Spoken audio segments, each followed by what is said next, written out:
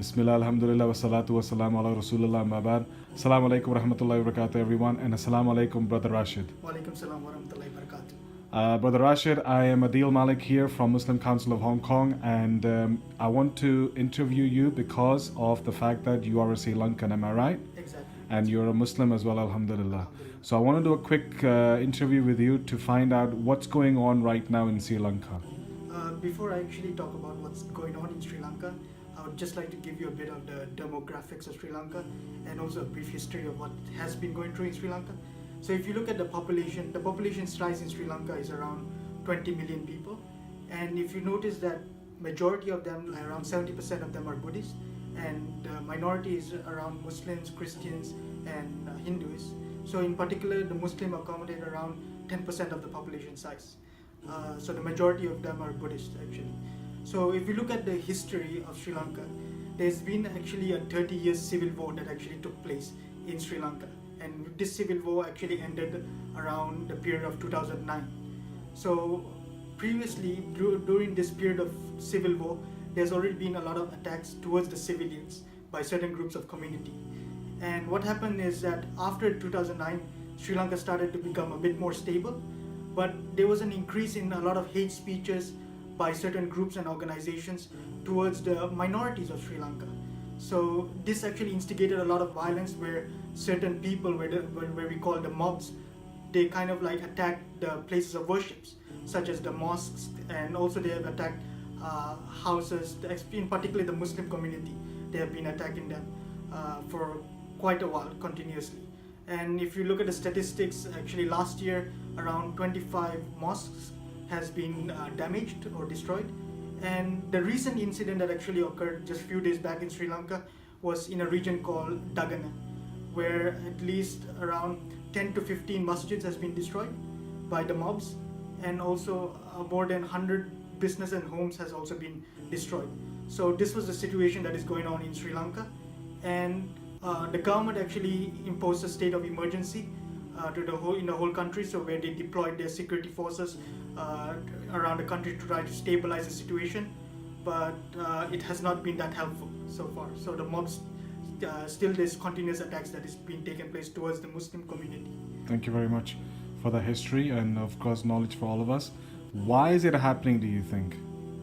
First of all, I don't want to go in depth into why it's happening, but it's actually a political situation, and it's all politically related of why this is actually occurring. But it's similar to the case of Myanmar or Burma.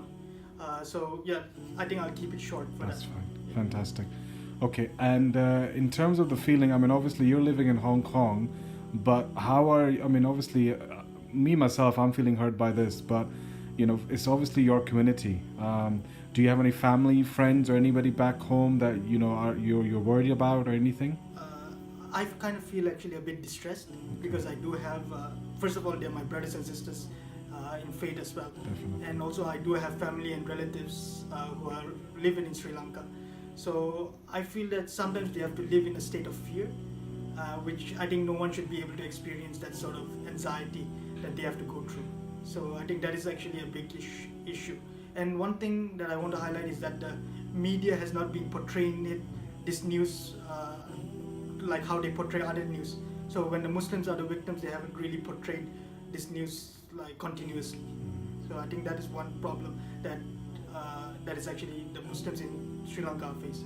You're right, because again, like we didn't hear much news about this, and they're very selective news as well on the mainstream news channels. So Exactly. hopefully this video can help, in terms of awareness. My last question is, what can we do right now? I mean, you have about 40 seconds left, but what can we do right now? I think there are several things we can do. The first thing that the Ummah needs to be united to actually help. It should be the humanity, the community, and the Ummah needs to be united to voice to be against what is going through in Sri Lanka. And the second thing we can do is make dua.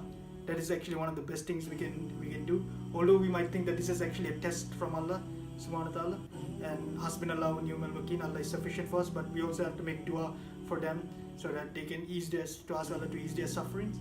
And the third thing is, as the media is not showing much coverage, it's our duty to really create the awareness, either through authentic sources, of course, try to promote it through Facebook or Twitter on what is actually going on in Sri Lanka.